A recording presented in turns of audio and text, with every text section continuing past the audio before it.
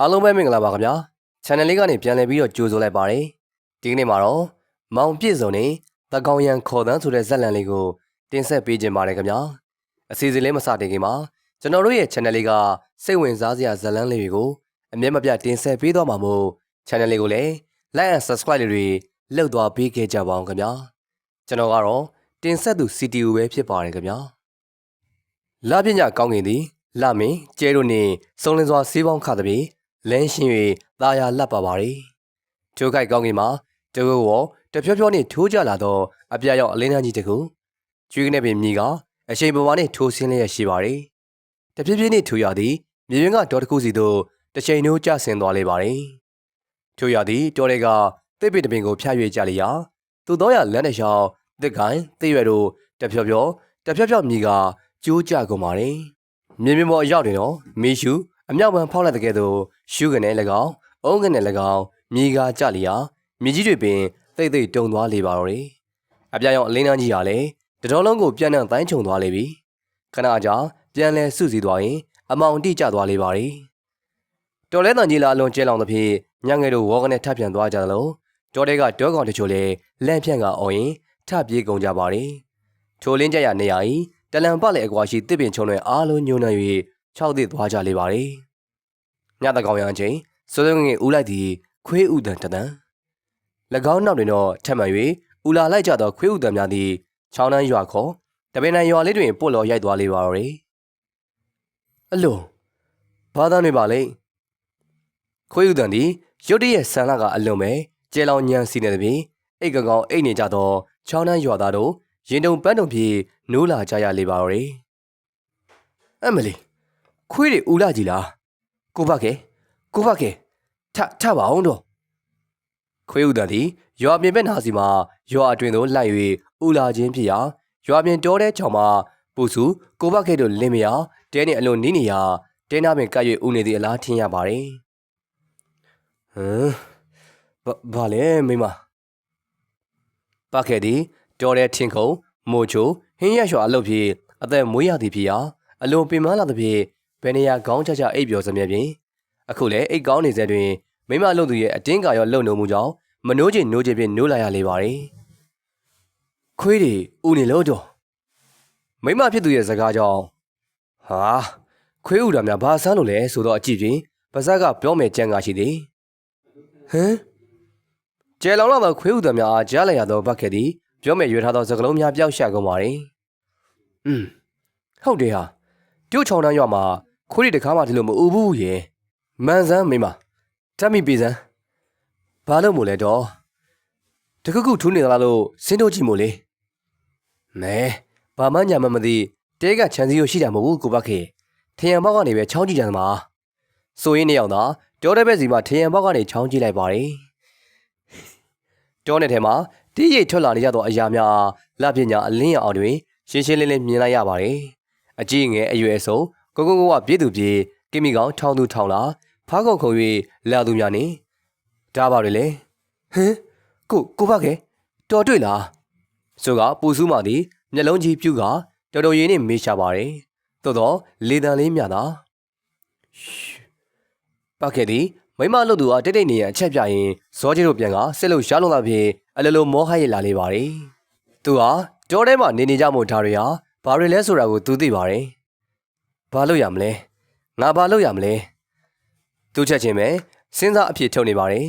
ဇနီးတဲ့အကြီးလက်သောအခါတွင်ပြိုလဲတော်မီမိုးလိုဖြစ်နေပြီမမီယာအားကိုးတကြီးကြီးကတုံနေကြပြီဒါဟုတ်ပြီသူချက်ချင်းပဲထရေမှာထိုးထားသောထင်းကုတ်ဓမ္မအားဆွဲထုတ်လိုက်ပါတယ်နှစ်ယောက်သာကြည့်နေရင်ကထိုရများသည်မိမိဒဲနန်းသို့ကပ်လာကြလင်နှစ်ဦးသာထရံအားကြောပွေ၍အသာလေးထိုင်လိုက်ကြပါတယ်ကျန်းကင်းကလည်းဝါကင်းခကြကြဲမို့ဖောက်ထွင်းရမြင်ရလေပါတယ်ထို့နောက်တွင်တော့အသံပလန်စုံပြုကမြေပြင်အားနှင်း၍ပြေးလာကြသောခြေတံများဖျားကဲပါအမလီကာထားသောဝါထရံအားကုတ်တဲ့တံခေါင်မှုပေါ်ခုံတက်လာကြသများကြားလိုက်ရသဖြင့်ပူစုမတယောက်စိတ်တွင်၌ကောနှုတ်၌ပါအာမင်းနှင့်တံများပြုတ်နေမိပါတယ်သို့တော့မိမိတကူကြားယုံလေးလေးသာပြုတ်နိုင်ပါတယ်ခေါင်မှုပေါ်ခုံတက်လာတော့ကိုလည်းတဲလေးကလက်ရည်အားကြောပေးတာသဖြင့်လက်ရောင်ကထရံတွင်ကျနေရာချွေကောင်များ၏အရေးအားအတိုင်းသားမြင်နေရပါတယ်တချို့ကထရံကိုကုတ်တက်၍ကြော်ခသွားပါတယ် တချို့ကအေးအောင်မှသွားတဲ့ဖြင့်ကျန်းကင်းပေါက်မှာတစ်စင်အတိုင်းသားမြင်နေရပါတယ်ထူးခြားသည်ကသူတို့ဖြတ်သွားစဉ်အော်ကလေးဆန်စရာအပုတ်နဲ့တို့ရခြင်းပင်ပခဲ့သည်ဓမ္မကြီးအားကြင့်နေအောင်ဆုတ်တာကအန်ကုန်တင်းနေအောင်ကြင့်ရင်ဒီအရေးတွေကိုမျက်ခြေမပြစောင့်ကြည့်နေပါတယ်ပူစုမကတော့မျက်လုံးတော်အားမိတ်တာကလင်းယောက်ျားရဲ့ရင်ဝင်ထဲကိုဝင်လင်းယောက်ျားတင်းနေအောင်ဖက်ထားမိပါတယ်တနာရီတမင်းနဲ့တစ်စက္ကန့်အချိန်တွေဘလောက်ကြာသည်မသိဘဝတစ်လျှောက်လုံးတွင်ဒီအချိန်သည်သူတို့အတွက်အလွန်ပဲကြာနေတဲ့ရောင်မြန်မြန်ပဲပြီးလာခြင်းလာပါပြီတပြည့်ပြည့်နဲ့အသံပလန်အားလုံးမိမိတို့ကိုကြော်ကချောင်းနှမ်းရွာစီသို့ဦးတည်သွားရင်ဝေးရသွားလေပါတယ်မိမမိစုသွားပြီကြော်သွားပြီခဏကြာပါခဲ့သည်ရင်ဝင်ထဲမှာပူစုကလှုပ်ကပြောလေမိစုမဟမ်သွားပြီလားအထစ်ငုံငေါပြန်မေးလေပါတယ်အေးသွားပြီမိမကြောက်တော့နဲ့ဖះကျုပ်တို့အသက်ဘက်ကထွက်ရမှန်းကိုမသိတော့ပါဘူးတော့ပူစုမသည်ပြောရင်တပ်ပြင်းမောလို့ချနေမိပါတယ်ကန်ဒီဘေးလို့ပေါ်တော့ဆိုကဖះအာယုံပြုတ်မိပါတယ်နှုတ်သာထရံနေရာမှခွာခွာထဖို့ပြင်ပူစုမစိတ်တဲ့မသိုးမတန့်ဖြစ်လာကအောက်ကကျမ်းမြေကိုငုတ်ကြည့်လိုက်ချိန်မှာတော့ဟေးကျမ်းမြေပေါ်မှာမိမိအားပြူးကြည့်နေသည့်အကောင်ကြီးရီပြလိုက်စဉ်ချုံမြတ်သောသွားများကအချင်းသားပေါ်လာလေပါတယ်ထို့နောက်ပူစုမ၏ညာချီဟာကျန်းကြီးကိုဖောက်၍ဆွဲလိုက်လေပါတယ်အာကိုပါခဲကဲကွာပါခဲလေကြောင်ကြည့်နေရမှတတိဝင်လာကလက်ထက်ကဓမ္မပြေကျဲပေါက်ကြားကလက်ကြီးကခုတ်ချလိုက်ပါတယ်သို့တော်ဓာသွားသည်ဝါကင်းကိုသာနှိမ့်ဝင်သွားလေပါတယ်လက်ကြီးကတော့အလုံးမဲလင်းမြန်တဲ့အောင်ကျန်းကြီးအောက်ကိုပြန်ဝင်သွားလေပါတယ်ထွေကောင်သည်ကျွေးကြော်တံပြုတ်ရင်ဤကနေပြည့်တဲ့စွာအော်လင်းရွာတဲ့ဘက်မှာမိမိတို့စီကိုပြန်ပြေးလာသောခြေတံများကြားရလေပါတော့တယ်ကဲကွာဘာခက်ဒီလေကျန်းကင်းရောအကောင်အားဓာတ်နဲ့ခုတ်လိုက်ထိုးလိုက်နဲ့ခြောက်လန့်နေပါတယ်ခဏကြာဘာခဲတို့ခြေနှံရှိတဲလေးမှာအရိပ်မဲများဖြင့်ပြစ်ကြလာကြရာတဲလေးပဲရိုင်နဲ့နေရွေးလေပြီကိုဘာခဲအာပူစုမယူအော်တန်တော့ဘာခဲဤငယ်တန်းပေါင်းအော်လာသောအတန်သည်ကြောက်ခမန်းလေးလေးထွက်ပေါ်လာပါတယ်ကဲပါထို့နောက်တွင်တော့ပူစုမရဲ့အော်တန်သည်လည်းတဖြည်းဖြည်းတိုးတိတ်သွားလေသည်ထို့နောက်တွင်တော့တဲလေးတွင်အစာလူတန်ထုတန်ဆွဲတန်များဖြင့်စူညံကုန်လေပါတယ်ခဏကြာတဲထဲမှာအကောင်တကောင်သည်ခြေတော်တစ်ချောင်းအားဆွဲကခုံချပြီးတော့တောနယ်ထဲကိုဝင်ပြေးရာနောက်မှကြံအကောင်များလည်းပြေးလိုက်သွားကြလေပါတယ်နန်းနဲ့လင်းတော်ကအမင်္ဂလာသတင်းတစ်ခုကရွာထဲကိုပြန့်နှံ့ရေးသွားလေပါတယ်ရွာစုံကကိုဘခေမပူစုတို့ရဲ့တဲလေးကိုညံ့ကတောကောင်တကောင်ဝင်စီကလင်မြနှစ်ယောက်အားတပ်ဖြတ်စားတော့သွားသေးတယ်လေတဲတစ်ခုလုံးသွေးချင်းချင်းရဲ့ကအလောင်းကိုရှာမတွေ့ခဲ့ကြပေဒီအဖြစ်ကတောကောင်လက်ချက်ဆိုတာဘယ်နည်းနဲ့မှမဖြစ်နိုင်တော့လေအဖြစ်နိုင်ဆုံးကိုတော့စဉ်းစား၍တောကောင်လက်ချဲဟုထင်ခဲ့ကြပါတယ်တချို့တွေကလည်းညကခွေးဥတဲ့ကိစ္စနဲ့များဆက်ဆက်နေမလားဆိုပြီးတော့စဉ်းစားမိကြလေပါတယ်သို့တော့မြည်သူတူဦးတယောက်များတော့ဒီထက်ပို၍မစဉ်းစားတတ်တာတော့အမှန်ပါဒီကိစ္စတွေဖြစ်ပြီးတော့တပတ်ခန့်အကြာညတညတွင်သဲမအိမ်မော်ကြနေစဉ်လိုင်ကောင်းထဲမှလာသောအတန်ကဲ့သို့တိုးချသောပက်တင်ရနေသောအတန်တန်သည်သဲမာရဲ့နားထဲသို့တိုးဝင်လာပါတယ်အလိုပင်တိုးလွန်နေတော့လေချိုးတန်ကသဲမာရှင်းရှင်းလင်းလင်းကြားနေရပါတယ်ထသဲမာဟမ်ရုတ်တရက်သဲမာဆိုသောမိန်းကလေးသည်ငေါက်ကနေထကဒီအတန်အားစူးစမ်းနေမိပါတယ်သဲမာရှင်အာသဲမာပြန်ထူးလိုက်စဉ်စိတ်လိုလဲရရီလိုက်သောအတန်တန်ကိုကြားလိုက်ရပါတယ်ထို့နောက်တွင်တော့စိတ်ရယုံအားလုံးတို့မောင်မိုက်သွားကသူ့ခန္ဓာကိုယ်သည်ရုတ်တရက်ကလိုင်ကောင်းတစ်ခုတည်းသို့ကျသွားသည်နဲ့ခံစားလိုက်ရပါတယ်ကဲကြပါဦးရှင်ကဲကြပါဦးမမောင်မမဲတဲ့တွင်သဲမာလောင်ပိတ်ခံထားသလိုခံစားလိုက်ရပါတယ်စိတ်ကအလိုလိုအားငယ်လာကတခုခုအကူအညီရလိုရညာကြိုးစားကြည့်တော့လဲအချင်းဤသာသူမအကူအညီတောက်ခံတဲ့သည်ပြက်တင်ရ၍သူမစီပြန်လာလျာခုသူမရောက်နေသောဂလိုင်ကောင်းသို့မဟုတ်ဂိုတခုခုထဲမှာလာတွေးမိနေပါတယ်သို့တော်မြမြပင်တိုး၍လှုပ်ရှားသွားလာနေစေပါမူမြည်သည့်အရာမှစမ်းမိခြင်းအလင်းမရှိလေယာနယ်တစ်ခုပေါ်မှာဖြစ်လုံနေကြပြီချိုကိုင်းမိမိစီတို့ပဲ့တင်ရရပြန်လာသောရည်တန်တန်စောစောနာကမှသူမဒီလိုအမောင်ထဲမှာမကြမီကကြားလိုက်ရသောအသားနှင့်တူပဲမို့သူမထိတ်လန့်မှုနေတူသူမတူးတယ်မဟုတ်ဘူးသိလိုက်ရခြင်းမျော်လင်းရရောင်ကြီးလဲအနှဲငယ်တန်းမိပါတယ်ဘာလို့လဲခုနကရည်နေတာဘာလို့လဲနော်ကျမကိုကဲပါအောင်ရှင်ကဲကြပါရှင်ဒဲမာ ရှင်ဘသူလဲတဲပါသည်အတန်ရှင်ဟာတောင်ကြီးမြောက်ကြီးလောက်ကရှာဖွေနေမိပါတယ်သို့တော့မောင်မဲနေသောဒီနေရာတွင်ဘာဆိုဘာမှမတွေ့ရပေရုပ်စွာအစုံမိမိလက်ကိုပင်မိမိပြန်၍မမြင်နိုင်သည့်အခြေအနေပင်လူဘဝဒီလောက်နေရတာစိတ်မကုန်သေးဘူးလားဒီမှာအေးဆေးဆေးအနားယူပြီးတော့အတန်သည်ကျိုးလိုက်ကျဲလိုက်နီးလိုက်ဝေးလိုက်နေပက်တင်မှာထနေလေရာဘဲကလာတယ်ဆိုတာခံမှန်၍မရကြပြီဟင်းမလုပ်ပါနဲ့ကဲပေးကြပါရှင်ကျမဒီမှာမနေချင်ဘူးကျမမရှိရင်ကျမရဲ့မိခင်နဲ့ဖခင်အိုကြီးနှစ်ယောက်လုံးငါပြပြီးတော့သေပါလိမ့်မယ်ရှင်ကဲတင်ပေးပါရှင်ဟေးနေရိခက်ချေတော့အတန်ရှင်သည်မိမိနဲ့ဝေးရသွားကြပြီနေပါဦးရှင်ကဲပါဦးရှင်ကျမဒီနေရာမှာမနေချင်ဘူးကျမရဲ့အဖေအမေကိုလှုပ်ကြွေးရအောင်မယ်ကျမမနေနိုင်ဘူးသဲမှာလည်းအတန်ရှင်တော့ရေကိုရေကန်ပြေးလိုက်နေမောဟိုက်လို့နေကြပြီသို့တော့အတန်ဘဲကလာသည်ကိုတော့မသိရရေနေသူတွေကောက်ရုံးမြင်လဲလောက်ပင်အာကိုးစရာဖြစ်သည်ပမာသူဒီလည်းလက်မလျှော်နိုင်ပြေးနေစေအော်နေစေခေါ်နေစေပါပဲထိုပုံရိပ်တော့မျက်လုံးထဲတွင်မြင်လေရသူတို့သဲမာသည်အိယာခင်းပေါ်ထိုင်နေလေမှာတစ်ချက်ပြုံးလိုက်ခြင်းမျက်လုံးများသည်အပြာရောင်အလင်းတို့တောက်ပလာကြလေပါလေ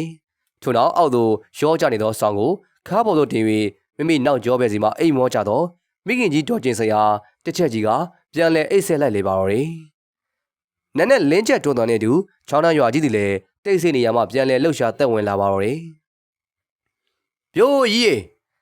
တော်ကျင်စင်တယောက်နန်းနဲ့စာချက်ပြုတ်ကြော်လော်နေစဉ်ခြံဝင်းအပြင်ဘက်စီမှာမိမတစု၏အော်ခေါ်တန်ကိုကြားရတယ်ပြီအေးလာကြပြီလားဟဲ့ဝင်ရုံးလေသဲမှာတော့တနခါလိမ့်နေလေရဲ့ဆိုကလော့ကိုလျှော်လိုက်လေပါတယ်တော်ပြီကြီးမဝင်တော့ဘူးသဲမှာဘင်းတခါတည်းသွားတော့မှာအေးသဲမှာကြီးဟေ့သဲမှာလာလေအောင်ဟဲ့ဒီမှာညင်းဖို့တွေလာနေပြီရဲ့ပြည်စီတော့လေရှင်ဟုတ်ကဲ့မေပြီးဆိုကတနခါကိုပကွက်ကြပြီးထမိန်တူဝတ်လျက်ဝါခမောက်ကိုတင်းတင်းဆောင်းနဲ့ထွက်လာလေပါတယ်အညာသူမှာကောက်ဆက်သမားသဲမာရဲ့ပါကဲကောင်းပါရီသွားရအောင်ဟေးဆိုကထမင်းကြလေးဆိုရင်နဲ့အိမ်မြင့်ကအဖော်လေးကိုပြေးသွားလေပါရဲ့အမေကြီးသွားပြီးတော့သွားရင်မတ်တက်ကမှအိမ်ထဲကမိခင်အားနှုတ်ဆက်ခဲ့ပါသေးရဲ့အေးမွေပါကင်းမကိုကြည့်သွားလိုက်ဟုတ်ကဲ့အကြီးလက်တစ်ချောင်းသူမတို့အတန်တွေကြီးတာညံထွက်လျံထွက်နေပါတယ်ကျို့သူချောင်းနှံရွာလေးတွေမှာသူမတို့နီးတူဟိုတစုဒီတစုနဲ့လဲသူမများသည်လဲခွက်တွေစီကိုဦးတီကသွားနေကြလေရဲ့တချို့ကလည်းရာခွက်တဲ့ဆင်းသူစဉ်ကိုင်းတော်နဲ့ဆင်းမဲ့သူတွေတော်တဲ့တစ်ခုဝါခုတ်သူများနဲ့တရွာလုံးစီညံနေလေပါတယ်ဤသို့ဖြင့်နန်းနဲ့9နိုင်လောက်မှစာ၍လှုပ်ရှားလာလိုက်ကြတာ9နိုင်ထိုးတော်ကရွာကြီးသည်တပံပြန်လည်၍တိတ်ဆိတ်သွားပြန်ပါတယ်ထို့ချိန်အရွယ်ကောင်းသူအားလုံးရွာတွင်ရှိမနေကြတော့ပေကိုစီဆိုင်ရာနိုင်ရာလုပ်ငန်းခွင်တွင်ဝင်နေကြလေပါတယ်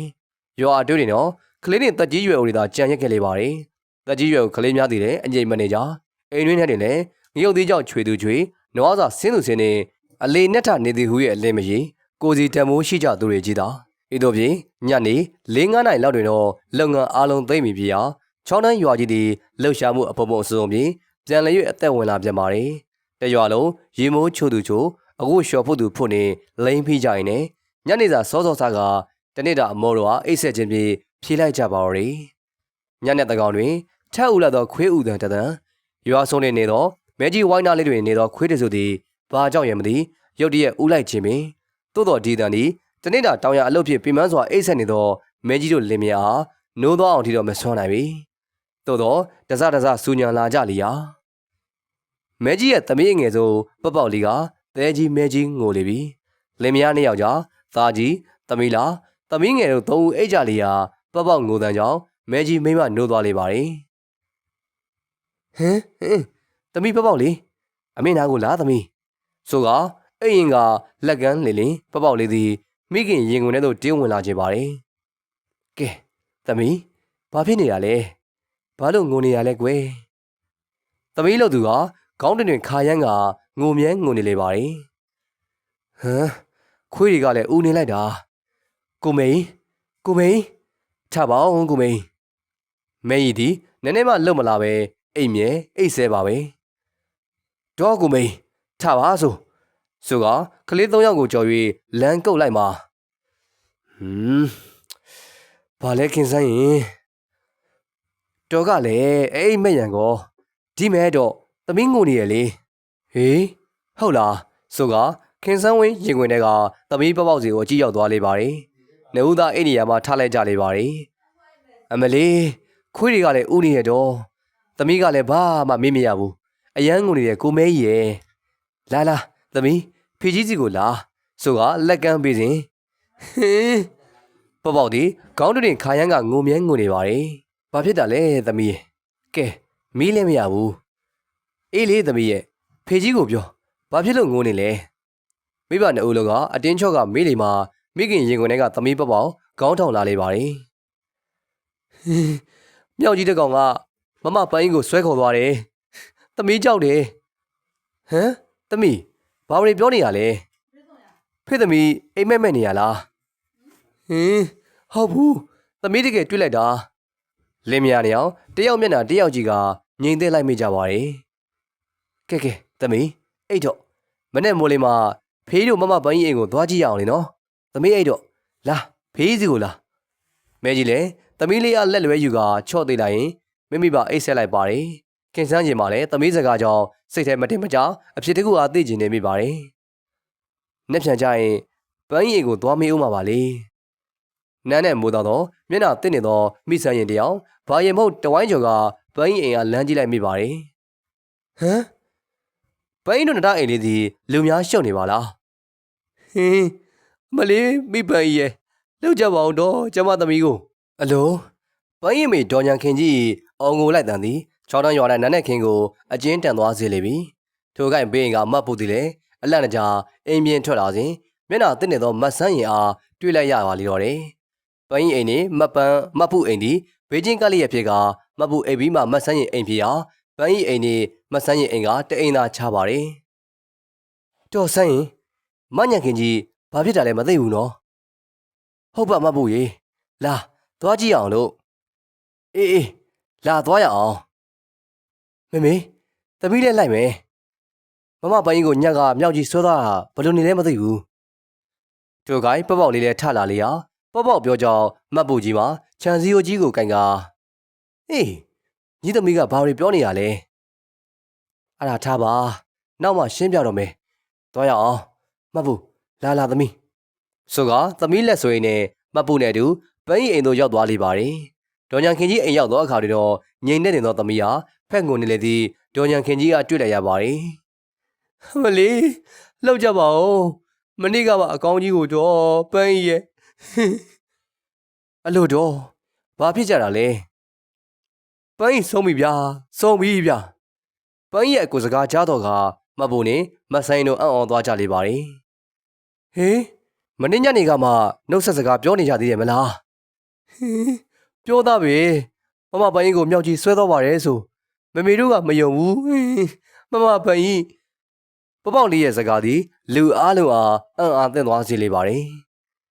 ဒီလိုတော့ဆိုကမတ်ဆန်းရင်လေညကကိစ္စအားရှင်းပြလိုက်လျာတိုက်ဆိုင်လုံးနဲ့မပန်းရင်သေဆုံးမှုနဲ့ပပောက်လေးအိမ်မက်တဲ့သည်ချောင်းနှန်းခေါ်တပင်တိုင်းရွာလေးတွင်ဟိုးလေးကြော်ဖြစ်သွားခဲ့ပါတယ်ဒီလိုနဲ့ပန်းရင်သေဆုံးမှုသည်သို့တော်နဲ့လူများရည်တဲ့တွင်အပြေမသိသောပု္ပ္ပစာတစ်ခုပေါ်မှာမချစ်မရဲနဲ့အဆုံးသတ်သွားခဲ့လေပါတော့တယ်ပန်းရင်သေပြီးတဲ့နောက်ထပ်ခွေးဥတံများမကြားလို့တော့ပပောက်လေးသည်လည်းနောက်ထပ်ငွေယိုချင်းမရှိတဲ့ဖြင့်မဆိုင်ရင်နဲ့ကိုမဲကြီးတယောက်စိုးရင်ပူပမြင့်တို့ရော့နေစားပြူလာပါတယ်သို့တော့ပန်းရင်ရက်လက်ပြီးတော့နှစ်ပတ်ခန့်အကြာလပြညတညတွင်တော့ဒေါ်ဆက်ကခွေးတကောင်ကြီးမပြီးမပြင်ဦးလိုက်သောခွေးဥတံကြောင့်တတိကောက်သောမဆိုင်ရင်တယောက်စက်ကနေတစ်ချက်ဖြစ်သွားကမျက်လုံးလုံးပွင့်လာလေပါတယ်ချက်ချင်းပဲပေါပေါက်လေးအားကြည့်မိလေပါတယ်ပေါပေါက်လေးသည်ကလေးပီပီအပြစ်ကင်းအပူပင်ကင်းစာအိမ်မောကြနေလေရာမဆိုင်တယောက်တပ်ပြင်းမောလို့ကျတ်သွားလေပါတော့တယ်တပ်ပြင်းတို့မပေးဆုံးသည်ထမှန်၍ပေါ်ထွက်လာသောခွေးဥတံတန်းတပြည့်ပြည့်နဲ့ခွေးဥတံများသည်ရွာလေလန်းတိုင်းပြန့်နှံ့သွားလေရင်အမေအကောင်ကြီးရွာထဲကိုဝင်လာပြီဆိုကပေါပေါက်လေးသည်အိပ်ပျော်နေရမှာကောက်ကငင်ကထ၍ငိုလေပါတယ်အေးသမီးအမေရှိတယ်မင်းသမီးလေးအိမ်မက်ရောင်မြောင်မီးနဲ့တူတယ်အမေကြီးကိုလား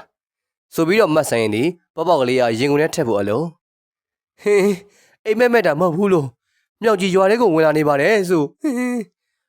ကိုမိန်ထ ချပါအောင်ကိုမိန်မဆိုင်သည်အချင်းဒီမဟန်တော့တပြေလင်းယောက်ျားအားလမ်းကုတ်ကနိုးလိုက်လေပါတယ်ဟေးဘာတော့ဆိုင်မြကြီးလည်းအိတ်ကောင်းနေတော့လှုပ်နိုးခါတဲ့ပြေလက်ဖြန့်ကထားထိုင်မိပါတယ်ဟမ်ဒီမဲ့တော့သမီးကိုကြည့်ပါအောင်တော့ဆိုကမဆိုင်လည်းပေါ့ပေါ့အားပွေ့ချီကထားထိုင်လိုက်လေပါတယ်ဟေးသမီးဖေသမီးလာဖေးစီကိုလာ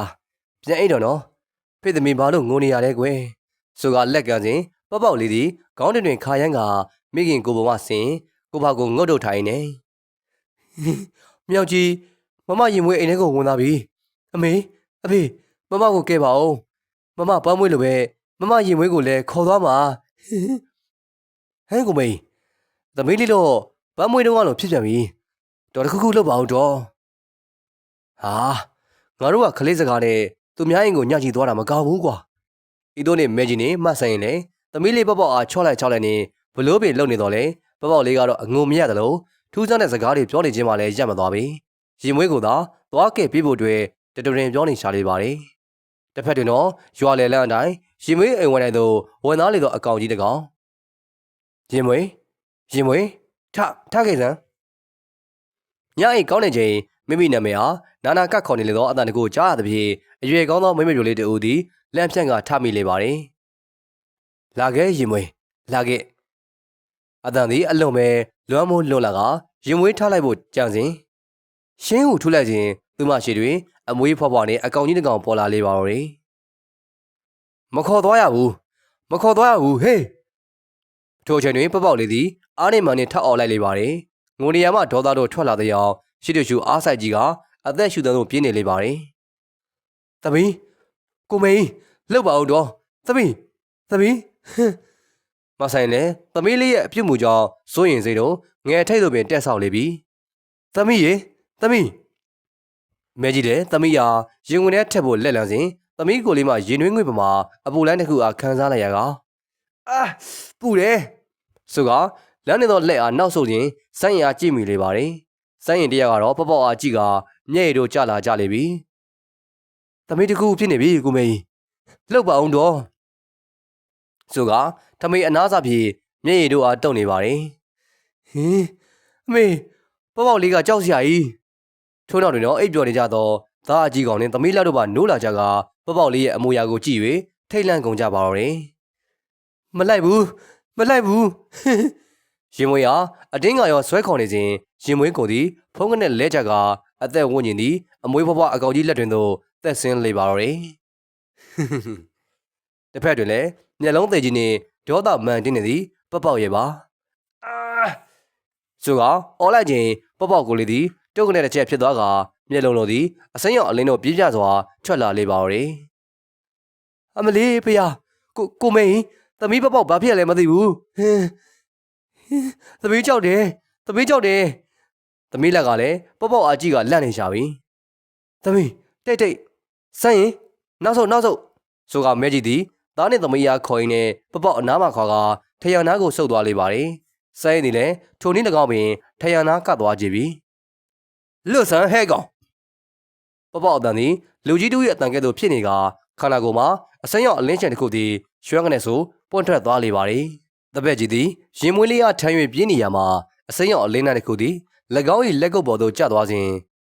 ဖြောင်းကနေမြေကခန္ဓာကိုယ်သည်အဝေးအပါးသို့လွင့်ထွက်သွားလေပါတယ်တပည့်ကြီးကိုဘော်ကရင်မွေးလေးကတော့လေပေါ်တွင်တန်းလန်းကြီးဖြစ်ကလက်ပြကျိုးရဲ့ဆွဲငင်ရာသူမ၏ခန္ဓာကိုယ်ထဲသို့ပြန်လည်ကျသွားလေပါတော့ထို့သူပေါ့ပေါ့လေးရဲ့ကိုယ်သည်လည်းအလင်းရောင်တို့ပြန်လည်ချုပ်ငိမ့်သွားကဖက်ကနေဆိုရင်အိယာပေါ်မိလဲကျသွားလေတော့ပြီသမီးလက်ပါဦးကိုမိန်သမီးဆိုင်ရင်တယောက်ပြုတ်ကွေလဲကျသွားသောပေါ့ပေါ့လေးဟာပွေ့ချီလိုက်လေပါတယ်ထို့အချိန်တဲအိမ်ထဲမှာမိန်းကလေးတယောက်သည်မိမိလက်ထက်ကအပြာရောင်အလင်းညုတ်တချို့ပြင်းပြစွာလင်းလက်နေရာမှာပြက်ပြက်သွားကအလင်းရောင်တို့ပျောက်ကွယ်သွားသဖြင့်အံ့အားသင့်သွားလေပါတယ်ဘသူကမြငါ့အလုပ်ကိုနှောက်ယှက်တယ်လေပါးစပ်မှတီးတိုးရေရင်မျက်လုံးမှာအပြာရောင်အလင်းတို့ပွင့်ထွက်ခြင်းဟမ်သမီးသဲမမိတ်ဘူးလားမနေ့ပြန်အလုပ်စောကြီးသွားမှာကိုအိတ်တော့ဟမ်ဟုတ်အမေသမီးအပေါ်ပါဆင်းသွားတာအမေအိတ်ပြီဆိုကစွမ်းအားတို့ကချုပ်ထိန်လိုက်ခြင်းမျက်လုံးအစုံကအပြာရောင်အလင်းတို့ချုပ်ငိမ့်သွားပါတော့တယ်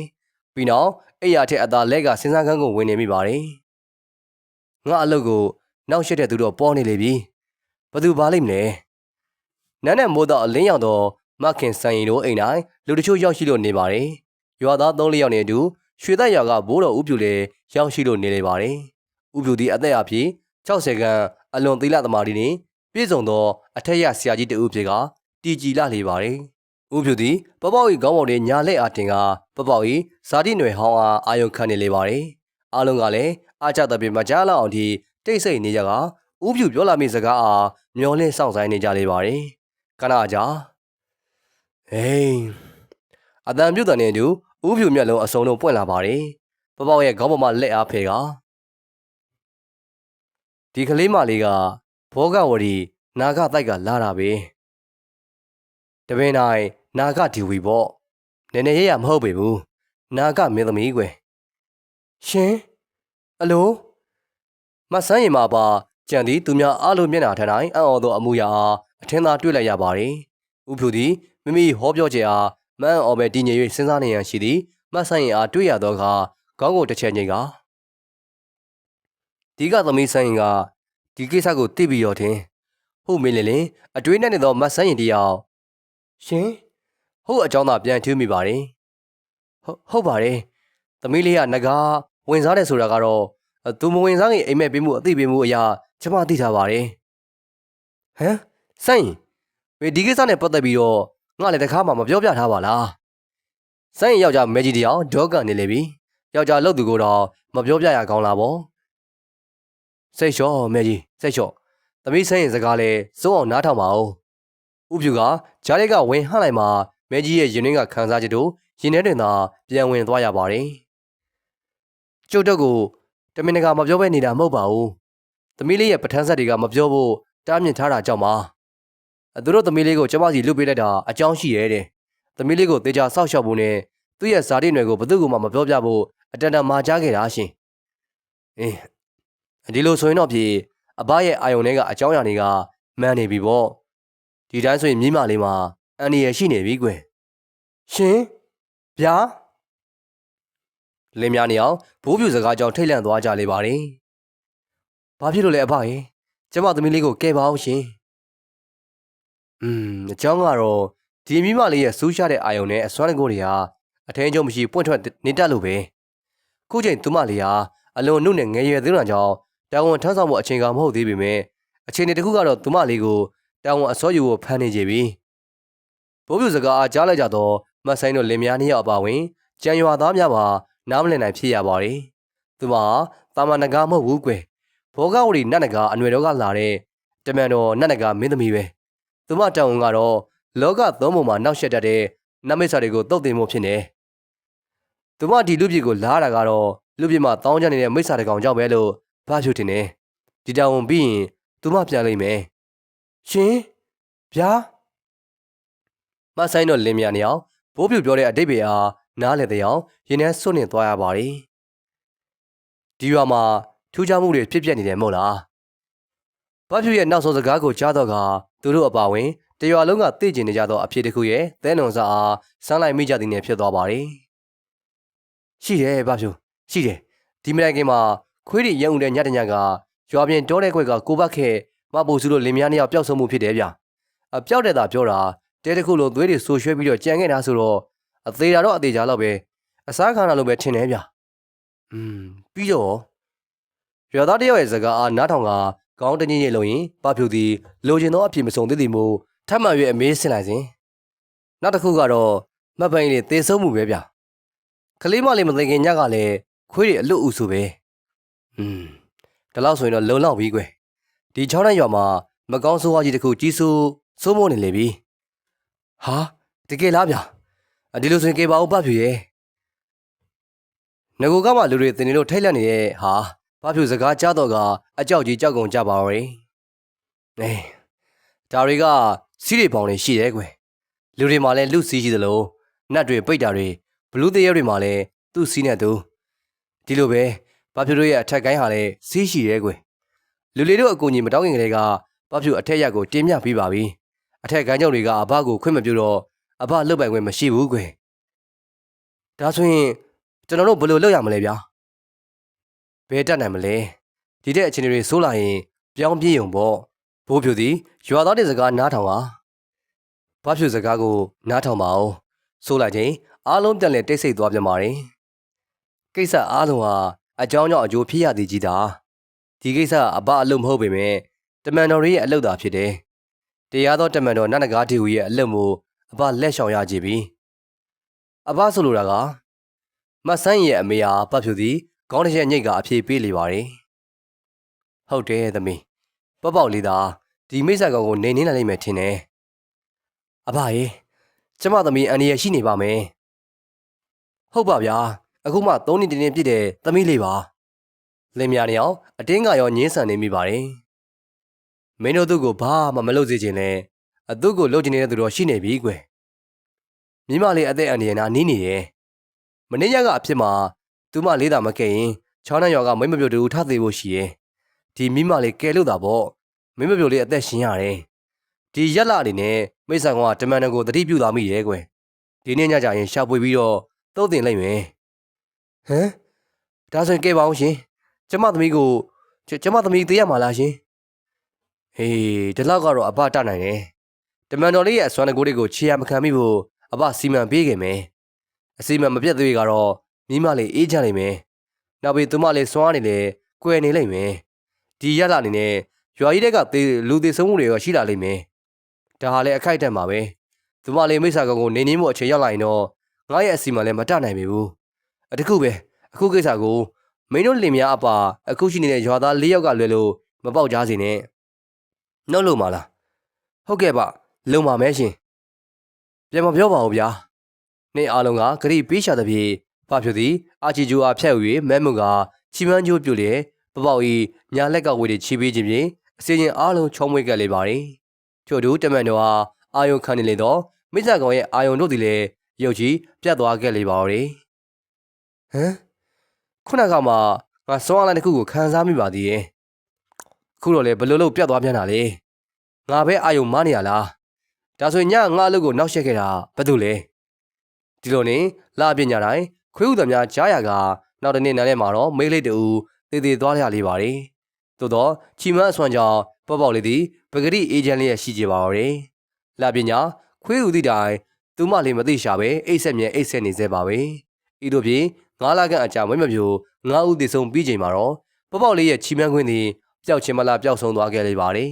ထို့သူပေါ့လေးသည်လည်းကလေးမတန်းအလုံးမဲ့ရှင်းကြလာခဲ့လေပါတော့လာပညာရဲ့ကောင်းငင်အောင်တွင်ချောင်းနှံရွာကြီးသည်ညဘိုးကောင်အောင်သားမြတ်မအပါပဂရိတိတ်ဆိတ်လေးရရှိပါတယ်ထိုခိုင်ပြေးဝနေသောလာမင်းကြီးကမော့ကြီးကခွေးတကောင်သည်ဆွဆွငင်ဦးလိုက်လျာ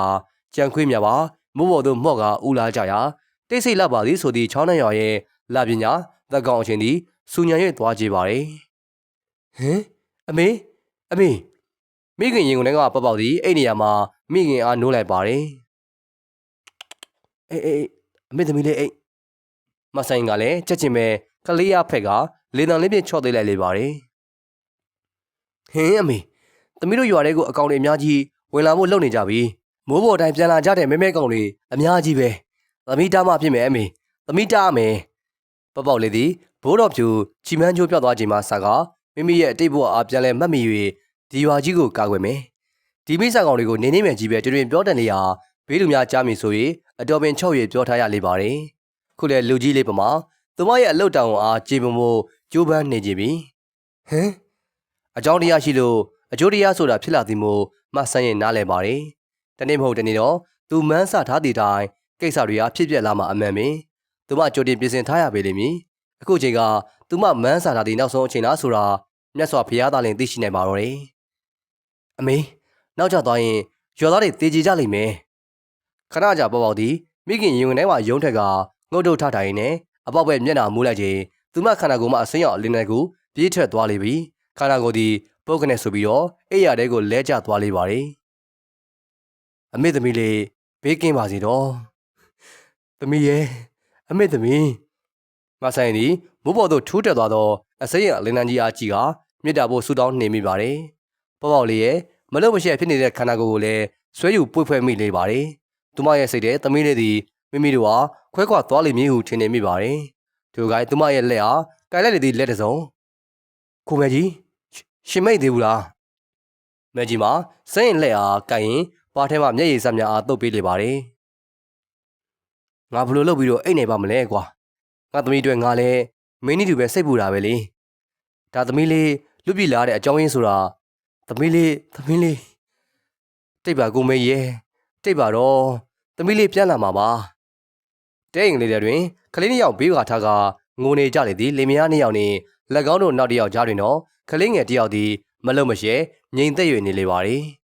မြေပြင်တွင်အော်ဟိကျွကျော်ကချောင်းတန်းရွာပဲပြေးလာလေသည်အရွယ်စားစုံမကောင်းဆိုးပါများသူတို့နောက်တွင်တော့ကောင်းကင်တိုင်းပြန်လာနေကြတော့မဲမဲအရေးကြီးငါကူအခုစားအမဲလေးများလင်းနေသည်လားမျောလွင့်နေကြလေပါသည်မြေပြင်မှာမကောင်းဆိုးများသည်တဖြည်းဖြည်းပြေးလွှားနေကြရင်ရွာစည်းရွာနင်းမိခြင်းအစိမ်းရောက်အလင်းတန်းကြီးတစ်ခုကြားရောက်လာကမကောင်းဆိုးကအတော်များများသည်အလင်းရောင်ကြီးရဲ့ရိုက်ခတ်မှုကြောင့်လွင့်ထွက်ကုန်ကြလေပါသည်အလင်းရောင်ကြက်ရနေရတွင်တော့အစိမ်းရောင်ချောင်းဝန်တစားဝတ်ကရွာစည်းထက်ကောင်းကင်မြေတွင်ရက်နေလေသည့်ပုဂ္ဂိုလ်တို့ထိုသူကမြင်လိုက်သောအခါမြေပြင်ကကောကောင်းကင်ခီးကပါလာနေကြသောမိစ္ဆာကောင်တွေအားလုံးရောက်ရာအရာတွင်ရက်တက်မိကြလေပါသည်ထိုသူသည်နတ်သမီးတူဥပမာချောမောလကချောင်းဝတ်တစားများနှင့်တင့်တယ်နေလေပါသည်အတင့်ရဲတဲ့မိစ္ဆာကောင်တွေ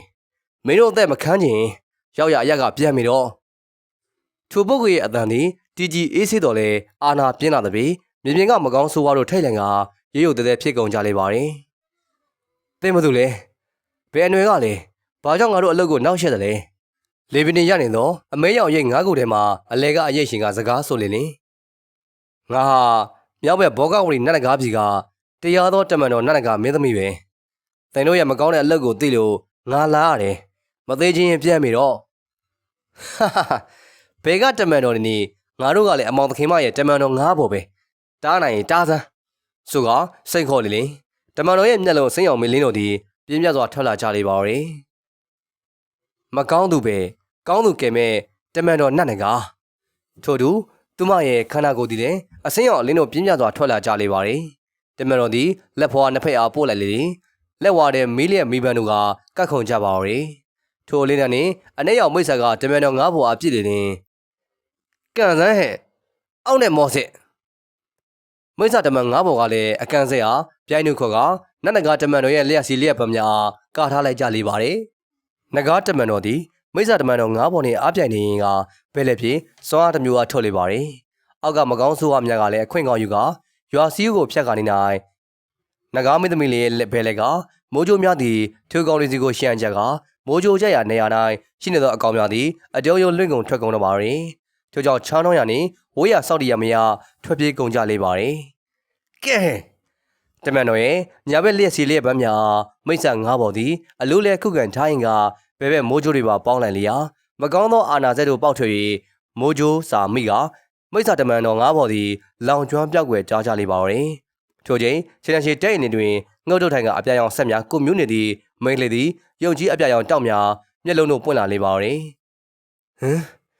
ငါအလုပ်ကိုဝင်ရှုပ်တဲ့မြောက်ဘက်တမန်တော်သေးပြီတော့ဆိုကမိုးပေါ်သို့မော့ကြည့်နိုင်ခန္ဓာကိုယ်သည်အပြာရောင်လင်းနှန်းကြီးအဖြစ်ပြောင်းသွားပြီးတော့သက်ငယ်ခေါ်မှုဟာဖြောက်ကနေဆိုဖောက်ထွက်သွားလေပါရင်သေပြီတော့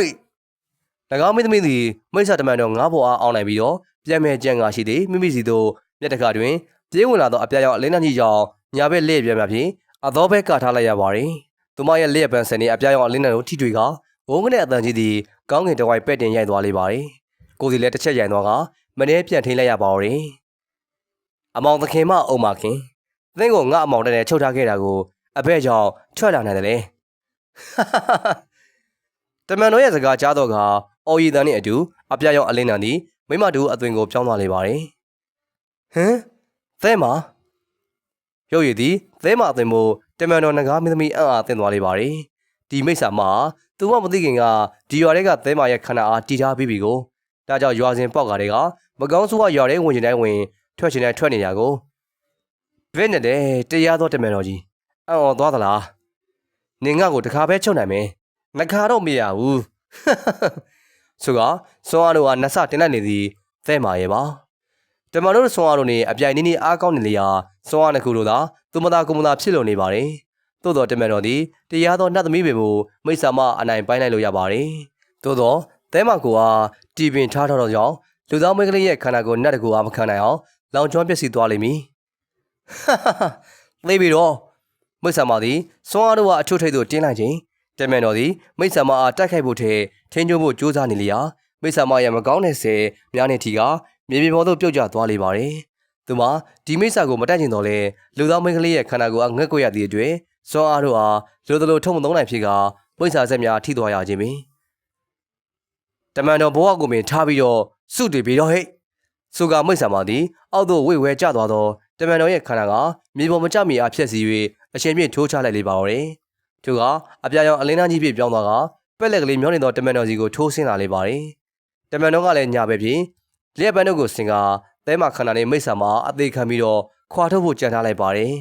။လောကသဘာဝသည်ဘယ်သောအခါမှပြင်ဆင်ပြောင်းလဲရမည်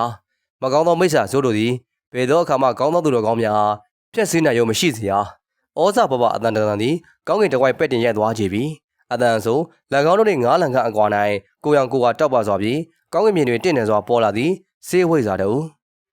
့ဟမ်ဆေးဝိဇ္ဇာဘိုးလေးပြည်စုံတမန်တော်သည်လူကသာမြော့လွင်နေတော့လေစိတ်အောင်တို့သည်ပဂရီတိကျပြတ်သားလာလျာအတန်ရှင်ဟာဘယ်သူဘယ်ဝါဆိုတာကိုတိတိပပသိလိုက်လေပါတယ်ဟုတ်ပါသည်ဤသူသည်သာဆေးဝိဇ္ဇာအချို့ထွက်ရပေါင်းမြောင်မောင်ပြည်စုံပင်တကားမောင်ပြည်စုံသည်ညာဘက်လက်ဝါထောင်ပြလိုက်ခြင်းတမန်တော်အားထိုးဖောက်ဖို့ထိုးဆင်းနေသောအပြာရောင်အလင်းတို့သည်လည်းရောက်ရရတွင်တိကနေရက်သားလေသွားတော့တယ်လူသားခန္ဓာအဖြစ်ပြောင်းပြောင်းသွားလေပါတော့တယ်ထို့နောက်လက်ညှိုးနှင့်လက်ခလေဟာဘူးကထောင်းလိုက်ရင်အပေါ်သို့ပြစ်တင်လိုက်ခြင်းတွင်မိစ္ဆာမရဲ့ခန္ဓာသည်သဲမခန္ဓာနှင့်ကွာသွားလေပါတော့တယ်သို့သောလူသားခန္ဓာသည်မိစ္ဆာနှင့်ကွာသွားသည်နှင့်နံတတ်မဲ့နေသည်ကိုတွေ့လိုက်ရပါတယ်ဟမ်မောင်ပြည့်စုံသည်အချိန်အားသိလိုက်ခြင်းမိစ္ဆာမလူသားခန္ဓာမှလက်ပြခွဲခြင်းအားရပ်တန့်လိုက်လေပါတော့တယ်သူကသဲမခန္ဓာနဲ့အမောင်သခင်မသည်ပြန်လည်ပူးကသွားလေပါတော့တယ်နင်တို့ကိုဒီလူသားခန္ဓာကထုတ်တာနဲ့ဒီလူသားလည်းသေးရပြီလိမ့်မယ်သွားစမ်းမောင်ပြည့်စုံလည်းလက်ညှိုးနဲ့လက်ခလဲပူကဝေရန်လိုက်လေလင်မိစ္ဆာမသည်နောက်လောင်ချိုင်းအမောက်တဲ့သူပြန်လည်ကြောက်ရောက်ကပိတ်မိသွားလေပါတော့တယ်မိစ္ဆာမအချုပ်မိသည်နှင့်နဂါးတက်မတော်ကိုပေါ်ကမိစ္ဆာဆက်လည်းကြည်ပြင်းလေအောင်နဂါးတက်မတော်သည်အကောင်းဝရီပြန်ဖြစ်ကမြေပေါ်ညင်သာသာဆင်းသက်လာလေပါတယ်မောင်ပြည့်စုံသည်လည်းမြေပေါ်ဆင်းသက်မိခြင်းနဂါးတက်မတော်သည်မောင်ပြည့်စုံကယိုသေးစွာဥညွှန်လေပါတော့တယ်နေနေတက်မတော်တင်းနဲ့ကျွန်ုပ်ဟာလူသားအကျိုးအများကြီးသေပိုးခြင်းနေခြင်းမို့ဘသူကမှပုံမကြီးမျှမနေဘူးအတူတူချင်းပါဆိုကမောင်ပြည့်စုံလည်းနဂါးမလေးရဲ့ဥညွှန်မှုအားလက်မခံပေလွတ်ပေစံကကိုဒီလိုပိတ်ထားလို့မရပါဘူးဒါဆိုရင်တို့လေဒီလူသားမိတ်ကလေးကိုတတ်တဲ့လူသားမိစ္ဆာနဲ့ဘယ်ချားတာတော့မလဲမိစ္ဆာမတည်ရှော်မပြီးအမောင်တိုက်နေရောက်လာတော့မောင်ပြည့်စုံတို့ဟာချင်းချောက်နေပါသေးတယ်သို့တော့အမောင်တိုက်ရဲ့စွမ်းအားကြောင့်ကြာမချင်းချောက်နိုင်သူမအတန်သည်တဖြည်းဖြည်းတိမ်မြုပ်ပြောက်ခဲ့သွားကြပြီဘိုးလေးပြည့်စုံဒီမိစ္ဆာမစီးရတဲ့လူသားခန္ဓာရဲ့လက်ပြကိုဘယ်လိုရှားမလဲသူမအခုထိအသက်ရှင်နေသေးတယ်လောကကြီးတဲ့ကကိစ္စရအားလုံးဟာအကြောင်းရှိလို့အကျိုးဖြစ်တာကြီးပါလက်ပြရှင်ဟာအတိတ်ဝိကြီးတွေမကုန်သေးပြီတော့မိစ္ဆာမရဲ့အချုံတော်ကနေလွတ်နိုင်မယ်မဟုတ်ဘူးတင်လဲတောင်းပြီးဆုပ်ပြီးမို့မြောက်ပဲဘောဂဝရီကိုပြန်ရပြီမယ်မဟုတ်လားတင်လူဘွားကမိဘတွေကိုနှုတ်ဆက်ခြင်းသလားမောင်ပြည့်စုံရဲ့စကားကိုကြားတော့ကတမန်တော်ရဲ့မျက်နှာထဲအမျိုးမြည်မသိသောခံစားချက်တို့ဖြစ်တည်လာရလေပါတော့တယ်လူဘွားကအမိနဲ့အဖအားနှုတ်ဆက်ခြင်းပါသေးရဲ့သို့တော့တမန်တော်ပင်မို့ခံစားချက်တွေမဝင်စေကောင်းဟုစိတ်တွေမှာကအသက်ရှိသမျှဟူဟာတွေ့ဆုံကြုံကွယ်သဘာဝအားဖြတ်ကျော်နေရတာသမတာပါပြန်ကြည့်အောင်မယ်ဆရာပြည့်စုံသူကဦးကောင်းအားမော့လိုက်စဉ်ကြီးမားသောအစိမ်းရောင်နဂါးကြီးအသွင်ကိုပြောင်းသွားလေပါတယ်ထို့နောက်ကောင်းကင်ကိုတစ်ချိန်လုံးထိုးတက်သွားလေပါတော့ထို့နောက်ရွာပေါ်တင်တစ်ပတ်လှက်ကမြောက်ဘက်ဆူဆူအရစီသို့ပြန်တန်းသွားလေပါတော့ထို့သူမောင်ပြည့်စုံသည်လည်းဟိမိုနာဒေါ်တို့စိတ်ကတက်လိုက်စဉ်ကိုလဲပြောက်သွားလေပါတယ်ထို့ချိန်တိတ်ရင်လေးထဲမှာလင်မယားနှစ်ယောက်သည်ရွာဆက်ကနေရောင်မဝေးရသို့ပြန်သွားသောအစိမ်းရောင်အလင်းတန်းကိုကြည့်ကအမေသမီးလေးတာဝန်ကြည့်ပါပြီကွယ်သမီးလေးဖေကြီးစီကိုပြန်မလာတော့ဘူးလားသမီးရေတူးကိုတူဖဲ့ရင်နဲ့ငိုနေကြလေပါတော့သူမတို့နှစ်ဦးကြားတွင်တော့အေးဆက်စပြုတ်လာပြီဖြစ်တော့သမီးလေးပေါက်ပေါက်ရဲ့ပါအမေဤပါဖြစ်တာလေဖေကြီးဘာလို့ငိုနေရလဲသူတို့နှစ်ဦးရဲ့ငိုတန်ကိုကြားတော့ကသားနဲ့သမီးပါနိုးလာကြကလေးဦးသားဖဲ့၍မျက်ရည်မစင်နိုင်ဖြစ်ခဲ့ကြလေပါတယ်နောက်တနေ့နန်းနဲ့တွင်တော့ချောင်းနဲ့ရွာစွန်ပေါက်ပေါက်လေးရဲ့အတုပဘွယ်ဟာစီရင်အလုတ်လျှော့နေကြသလိုရွာလေကျောင်းကသဲမှာပျောက်ဆုံးသွားမှုအတွက်လည်းလူတချို့တော်နေရရှာဖွေနေကြတာဒီနေ့ဟာရွာသားတွေအတွက် အလုတ်အရှုပ်ဆုံးနေ့ဖြစ်ခဲ့လေပါတယ်။ထို့သူထိုနေ့မှဆက်ကလပြည့်ညတိုင်းကြားတာတော့ခွေးဥသမျှကိုလည်းမကြားတော့သလိုမိမပြိုများဟာလည်းထပ်မံသေဆုံးခြင်းမရှိတော့သည်မှာနှစ်ပေါင်းများစွာပင်ကြာရောပြီ။အခုချိန်မှာတော့မတ်ဆန်းရင်ဟာလည်းအဖွားဆန်းရင်ဖြစ်ကဘိုးလေးမဲကြီးကတော့အသက်ကြီးယောဂါနဲ့ဆုံးသွားခဲ့တာကြာပါပြီ။ဘိုးတော်ဖြူပေါက်ပေါက်လေးရဲ့ဇာတာဖဆင်ကရှိခဲ့ကြသောရွာသား၄ဦးလုံးဟာလည်းဘိုးဖြူကိုဂတိပေးခဲ့တဲ့ဒီတိုင်းပေါက်ပေါက်လေးရဲ့ဇာတိအနွယ်အကြောင်းကိုသူတို့အသက်သေဆုံးမှုနဲ့အတူယူဆောင်သွားခဲ့ကြလေပါတော့တယ်။ဟုတ်ကဲ့ပါခင်ဗျာ။စတန်လေးကတော့ဒီမှာဒီမဲ့ပြီးဆုံးပြီပဲဖြစ်ပါတယ်ခင်ဗျာ။အဆုံးထိနောက်တော့ဆင်အားပေးခဲ့ကြတဲ့အတွက်အားလုံးကိုကျေးဇူးအထူးပဲတင်ရှိပါတယ်ခင်ဗျာ။အားလုံးပဲနောက်ဗီဒီယိုတွေမှာပြန်လည်ဆုံတွေ့ကြပါမယ်ခင်ဗျာ။